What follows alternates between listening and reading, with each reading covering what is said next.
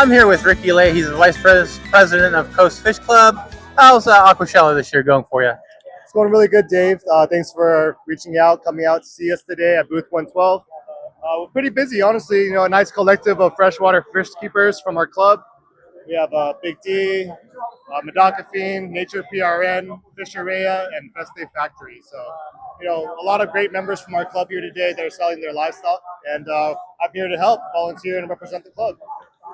That's awesome. That's awesome. What, in your opinion, what is the importance of fish clubs for the hobby in general? I really think that fish clubs are important because with every hobby, it's kind of like a community. You can, whatever community you're in, it's a third space that you can kind of share. C.O.A.S.T Fish Club provides a platform for all of us in our community to come together every first Sunday of the month at Fountain Valley Senior Center. We do a speaker for the first hour, and then the next is live auctions and silent auction for the next 3 hours.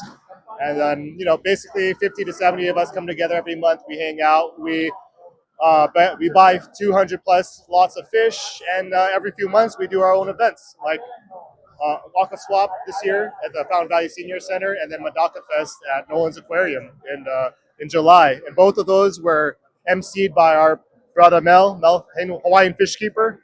Shout out to you, Mel. He couldn't be here this week for this event, but you know he's there in spirit, repping the Aquashella inspired shirt by us. Check us out.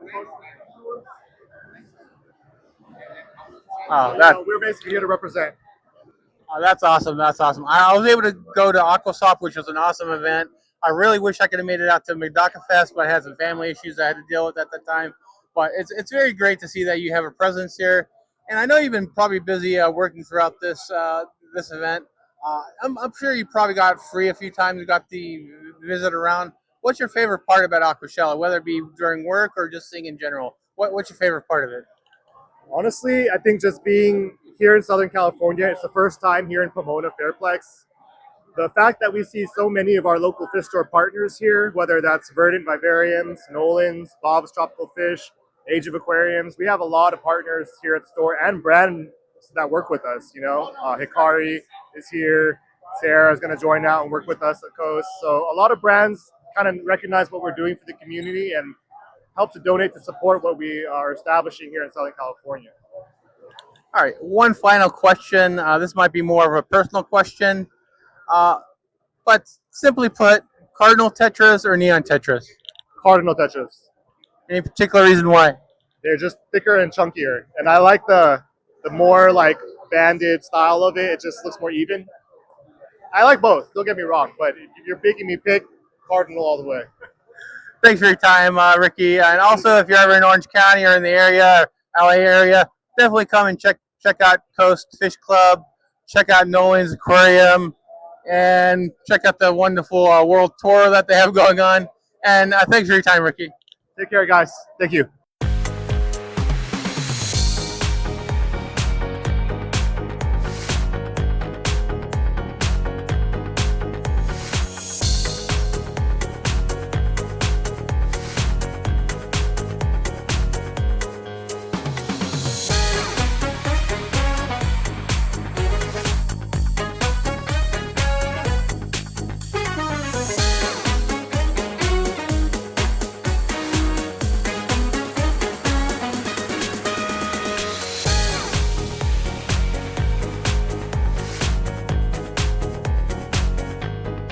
I'm here with Nolan with Nolan's Aquarium.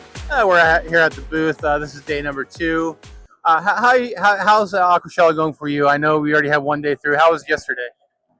Yesterday surpassed all of what I was expecting. There was more people. It was action-packed. It was exciting. I would say it was wild. I'm really happy that we came to this event. It exceeded my expectations by far. Yeah, I know. I was here yesterday, man. Your booth is probably one of the busiest I've seen here, at least on this side. I know it was just totally packed all over the place, but I did see a lot of people in here. I really tried to get an interview with you yesterday. Unfortunately, you're just too busy.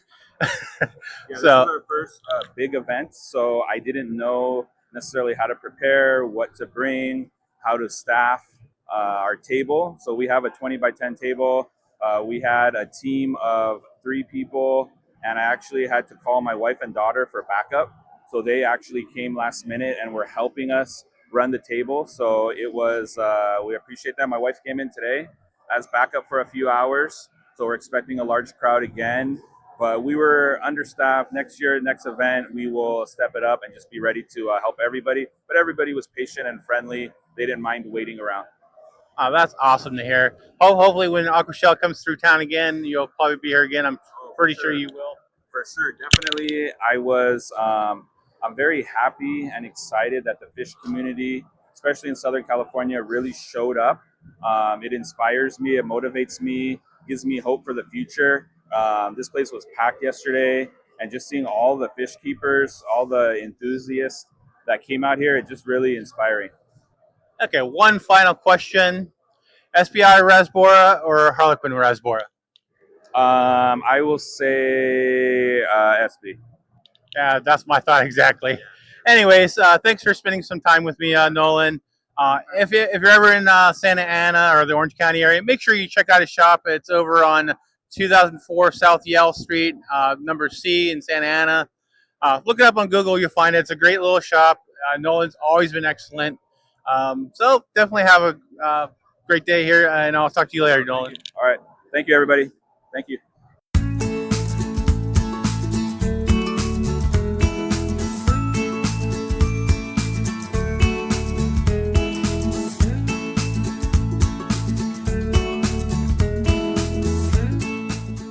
So it's day 2 right here, and we got the fluvial aquascaping contest right here, and a lot of the tanks actually do have water in them this time, and it looks like most people are done creating.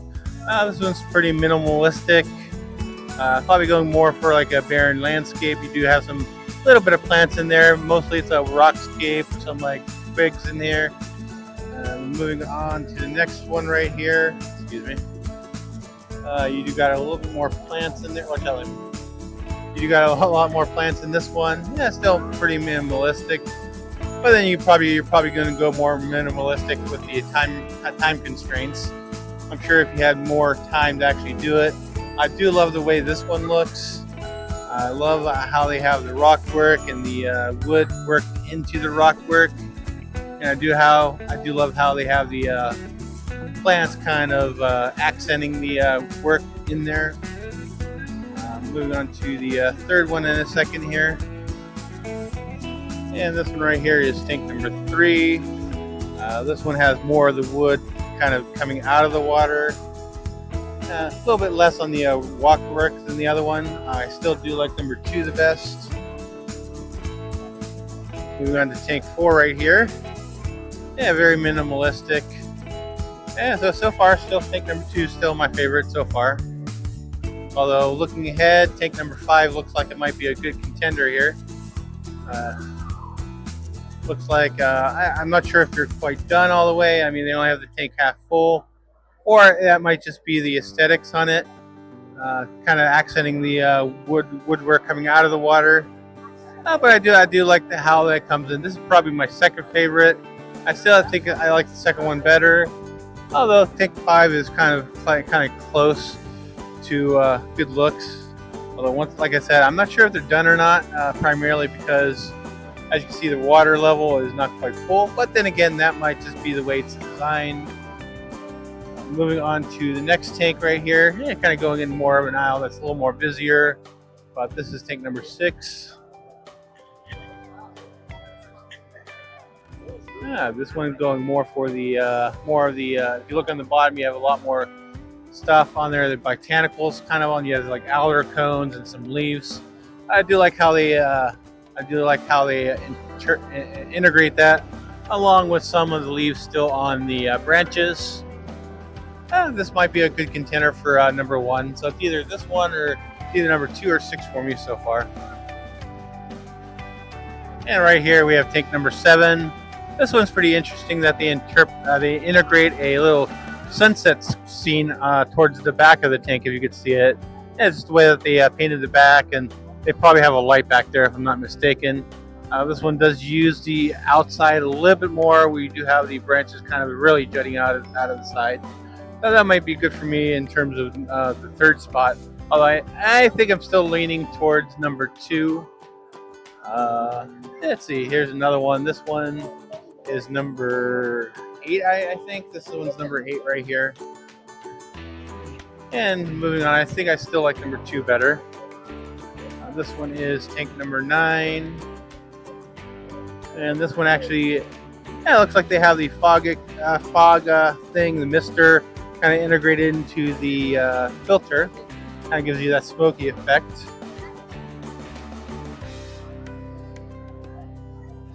Yeah, so far I think number 2 is still the best one in my opinion. I think number 10. I do like the rock work on this one. Kind of looks like a antler kind of thing. I think, in my opinion, I think it's a little bit too symmetrical for me. I kind of do like aquascaping where it's more different on both sides, like the next one right here, which is number 11. This one shows more of a not symmetrical look. We have one side not looking the same as the other side. Yeah. And moving on to the final one, which is number 12. This is actually done by Mark Chen. This one's really using all levels of the aquarium in terms of the rock work and the gravel.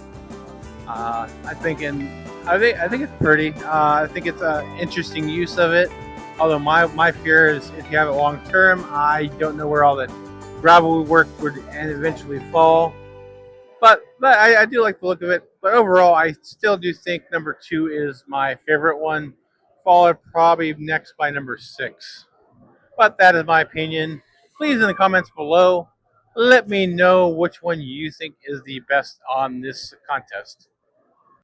I'm here at Seachem. I'm about to spin the wheel, trying to win a good prize.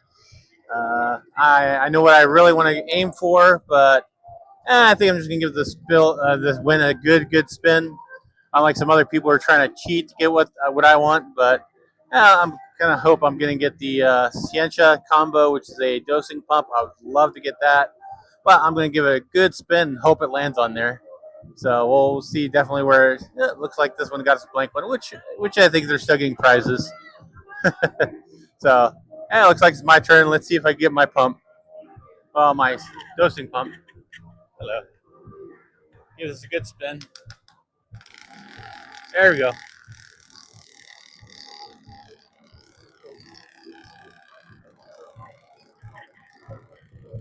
Yeah, maybe too good of a spin.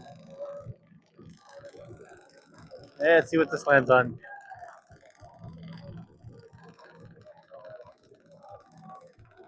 Grand prize would work. Sencha combo would definitely work. Toolkit would be a good consolation prize. Oh man. Oh man.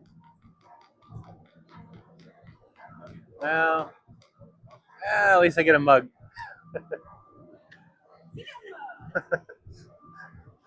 That'll work. Thanks. Okay, go. Spin it. Yeah, let's see what my son gets. Let's see what he spins. And he's spinning. Let's see what he lands on for him. Hopefully it's something good. Hopefully it's something good.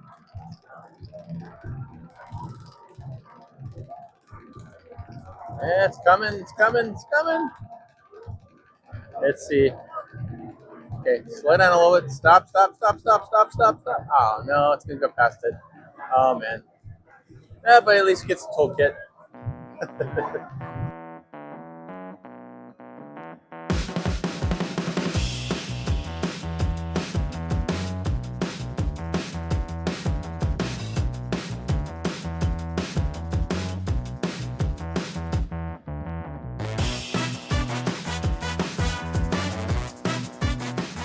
I'm here at the Eheim booth right here, Eheim Digital, and I saw a few interesting things here as I'm passing by.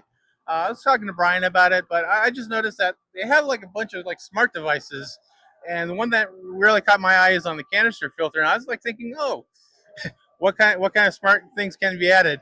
Would you like to discuss anything about it, like the features on that?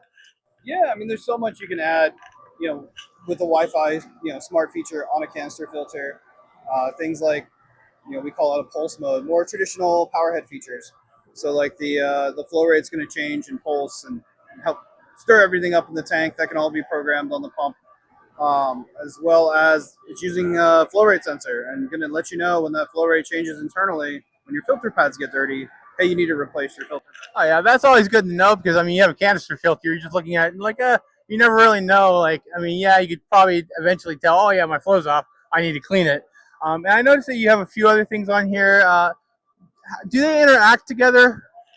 Yeah, so like kind of leading off the example with the canister filter is like we have an auto feeder. So if you add the auto feeder and you pair that with that canister filter on the Eheim digital system, you go to feed the fish. It's going to cut the flow rate on the pump for let's say 5 minutes or whatever you set that to. Let the fish eat and then turn itself back on.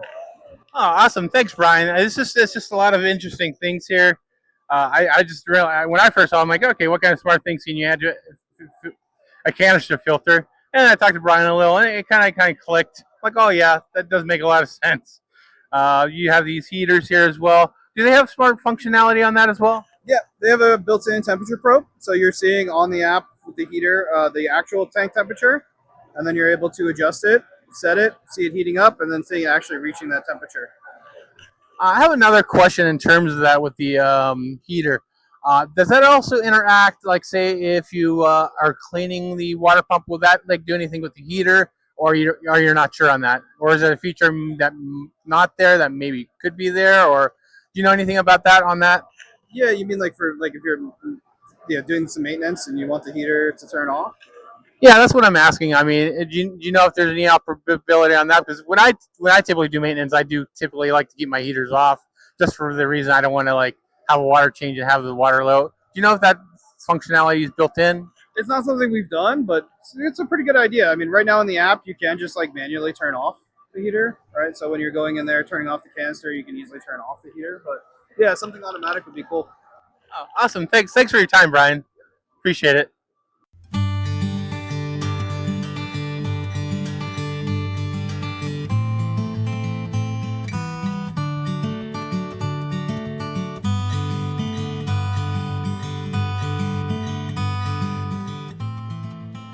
So that was my visit to Aquashella, Los Angeles. Definitely a lot of things to see. I was kind of a little underwhelmed at first, but as the day went by, I was totally overwhelmed just by the crowds and everything else to see. What I actually have on video is not the whole story. Definitely a lot of things I did not get on video that I wish I did. I just didn't have the time to actually catch everything because I did want to enjoy the show as well. So definitely something to see if you have an Aquashella in your area. Lots of vendors, lots of new faces, a lot of people here to see. Yeah, so definitely check one out. So anyways, I hope you enjoyed this video and have a great day, night, or whenever you're watching this.